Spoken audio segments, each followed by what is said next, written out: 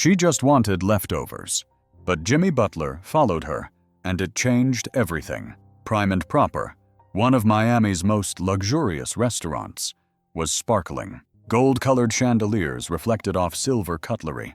The interior was as quiet as befits an elite evening. It was Thursday evening. Jimmy Butler was enjoying a solo dinner as a small reward for a hard-fought victory over the Boston Celtics. As you enjoy this story, take a moment to subscribe to the channel. If you like the story, don't forget to hit the like button. Now, I'll leave you to enjoy the story. He was wearing a simple yet elegantly tailored gray suit. He was alone at the table. People recognized him. Some nodded in greeting, but no one bothered him. Jimmy enjoyed being alone. The peace and quiet that followed the battles on the court were a form of therapy for him. Just as they were about to move on to dessert, the door opened, and in walked a woman who was different from everyone else there. Her coat was worn out, her jeans were old, and her shoes had turned from white to gray. She looked tired, but she stood tall. Her eyes were determined. She wasn't shy or proud. She was just real. The waiter quickly approached her. "Can I help you?" he said in a polite but distant tone. The woman replied without lowering her head. "Can I speak to the manager, please?" At first, Jimmy didn't pay much attention, but then the coolness in the woman's voice caught his attention. A few seconds later, the restaurant manager arrived. He was a middle-aged, well-dressed man. There was an unsettling impatience in his eyes. The woman spoke without hesitation. "My name is Angela Moore. I'm a caregiver in Little Havana. I wanted to ask if I could take any food that would be thrown away at the end of the day." Her voice didn't tremble, nor did her face flush. She simply stated her need. The manager sighed, his voice barely audible. "This is an upscale restaurant, ma'am. I recommend you contact a charity." Angela just shook her head. "I understand. I've taken up your time, thank you." She didn't argue or insist. She turned around and walked out with the same calm demeanor. Outside, it was cool and gloomy for Miami. Jimmy stood at the restaurant's entrance, watching the woman's receding silhouette. A strange feeling had formed in his heart. There was more to that woman, to her stance. It wasn't just hunger, it was a silent struggle. He paid the bill, he left a generous tip, and on impulse he started following her.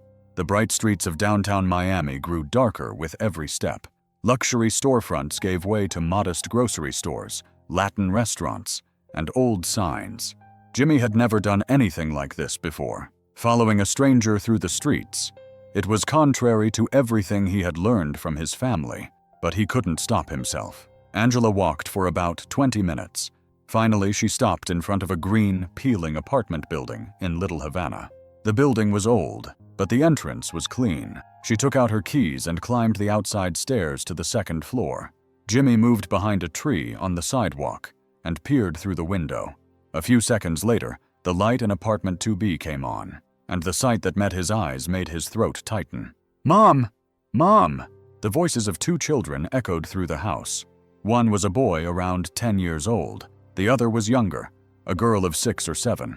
They ran to Angela and hugged her. "Did you manage to get some food, Mom?" the boy asked, his eyes filled with hope. Angela paused for a moment before answering, stroking his hair. "We weren't lucky today, Jaden, but we'll try again tomorrow." At the other end of the room, an elderly woman sat in a chair. She wore a colorful scarf on her head, but her frail body and pale skin clearly showed she was battling a serious illness. "There's some soup left for you," she said with difficulty. Angela rushed to her side. "Don't get up, Mom. I'll warm it up for the children." The house was small but spotless. In one corner was a table with 4 chairs, and on the walls hung old but cherished photographs. Angela in her nurse's uniform in one frame, her mother and children in a happy moment in another. "Look, Mom!" Jaden pulled a piece of paper out of his backpack. "I got an A+ in math." Angela's eyes lit up. "My little genius. I'm so proud of you." Just then, little Lily suddenly started coughing. It was a harsh, deep cough. Angela quickly took an inhaler out of her bag and skillfully treated her daughter. Jimmy stood frozen by the window. The envelopes hanging from the drawer next to the television caught his eye. Red stamped letters. Final warning. Payment declined. He stepped back. He reached into his pocket. He took out his phone. "Marcus, it's Jimmy. First thing in the morning, I need your help." It's very important. He couldn't sleep all night. The struggle inside that small house, Lily's cough, Angela's upright but tired posture. It all kept spinning in his mind. No matter how bright the lights of Miami were, some lives remained in the dark. Jimmy knew he couldn't ignore it anymore. The next morning, it was just 7:45 a.m. He parked his black Range Rover 3 blocks away from the green apartment building in Little Havana. He was wearing a plain hoodie, a hat, and sunglasses. This wasn't a celebrity hiding out. It was a sign of respect, a way to blend in. Marcus had been working all night. The information he provided squeezed Jimmy's heart once more. Angela Moore, 32 years old, nurse, mother of 2 children. Her husband died in a car accident 3 years ago. Her mother, Evelyn Moore, is battling stage 3 Hodgkin's lymphoma. Their health insurance had covered the first 6 months, but then refused to pay any further, claiming that the treatment was unproven. Jimmy watched the apartment building from inside his car. At 8:10 a.m., Angela came out. She was wearing a navy pencil skirt and a plain white blouse. From the file in her hand, it appeared that she was going to a job interview. Jimmy took a deep breath and got out of the car. He walked toward the woman. His steps were determined, but he still felt uneasy inside. He didn't want to scare her. "Angela," he said softly. The woman stopped suddenly. Her eyes widened. "You, Jimmy Butler?" Her surprise quickly gave way to a cautious look. "How do you know my name?" Jimmy took off his hat and bowed his head. "I was at the restaurant last night. I saw you, and then I followed you." Angela took a step back. A stern look appeared in her eyes. "You followed me? Why?" Jimmy raised his hands in a conciliatory gesture. "I know it sounds strange. Maybe I overstepped my bounds. But yesterday, the way you stood there, not just wanting to eat, but that quiet strength, it really affected me. I couldn't ignore you." Angela narrowed her eyes. "I have a job interview. If I'm late, I'll lose it." Jimmy quickly interrupted. "Just 15 minutes. At the cafe on the corner. It's a crowded place. If you still don't want to after that, I won't bother you again." There was a brief silence. Then Angela slowly nodded. "All right, 15 minutes." They entered the cafe. Its name was Morning Brew. It was a simple, cozy place. Wooden tables, mismatched chairs, the smell of fresh coffee. Unlike Prime and Proper, everything here was inside. Jimmy ordered 2 coffees. Angela sat down without taking her eyes off him. "Why are you interested?" she finally asked. Her voice wasn't fragile, just curious. Jimmy picked up his coffee and replied, "I want to hear your story, the real one." Angela paused at first. Then she took a deep breath. She lowered her eyes, and she began to tell her story. "I worked as a nurse at UCSF Medical Center for years. After my mother's illness began, I reduced my hours. Then I quit altogether. I had to take care of her. Insurance covered the first 6 months. Then the treatment was denied because it was experimental. They said it was unproven, as if we had any other choice." Jimmy listened attentively. He didn't interrupt. Angela continued. "Lily's severe asthma, Jaden's superior intelligence, but inability to find a suitable school. The life insurance policy left by her deceased husband running out. Debts, loans, jewelry sold, cars." And then she added quietly, "Yes, I want leftovers from restaurants now, because I have no other option to feed my children." Her eyes moistened, but she quickly raised her hand and wiped them away. "I'm not pitiful. I have 2 children and a sick mother. I have to be strong for them." Jimmy leaned forward and spoke without breaking eye contact. "Okay, what do you need, Angela? Really, not right now, but what do you need to get your life back on track?" The woman didn't hesitate for a moment. "I don't want charity. I want to work as a nurse again, but with flexible hours because my mother and children still need me. My mother needs proper treatment. My daughter needs to be able to breathe, and my son needs the education he deserves." She paused for a moment. Then she asked, "But why do you care so much?" Jimmy answered without looking away, "Because this could very well have happened to me. Because sometimes there are things we do that are more meaningful than the things we do for others. The things we do when no one is watching. Those are the things that really show who we are."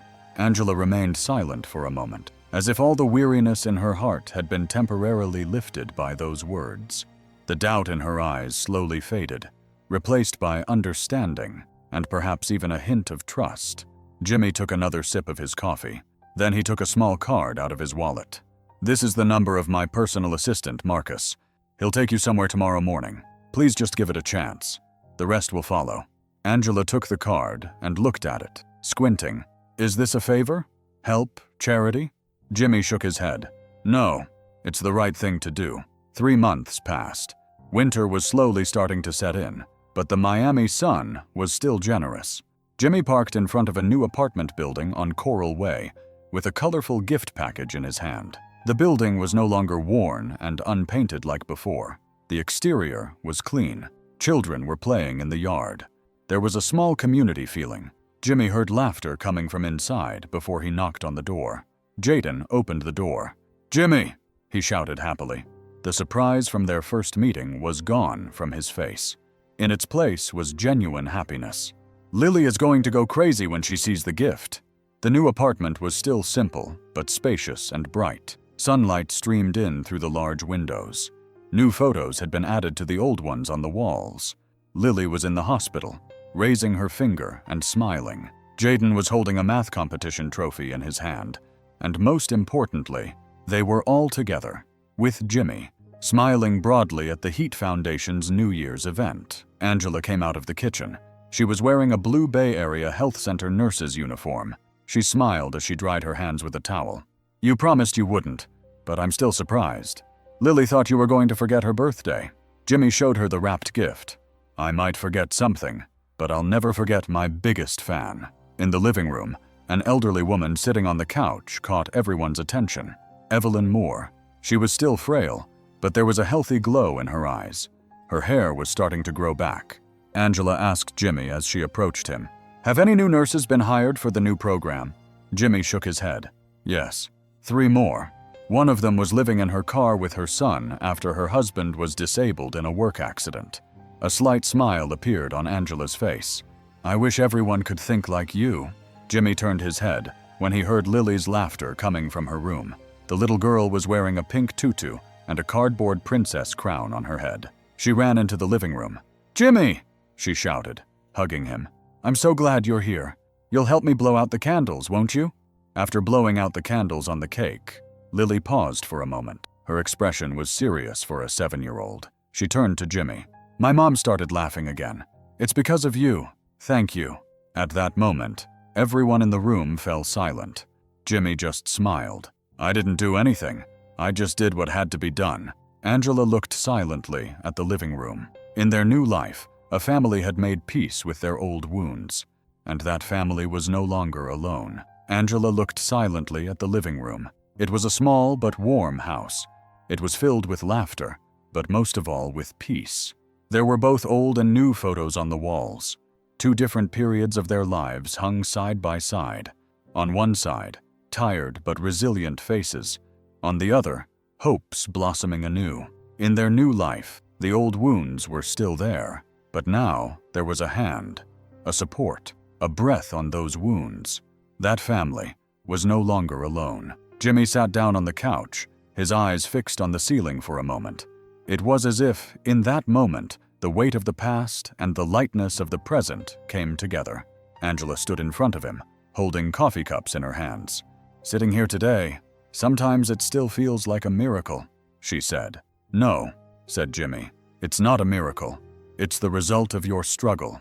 Angela bowed her head. There was gratitude in her eyes, but also a quiet pride.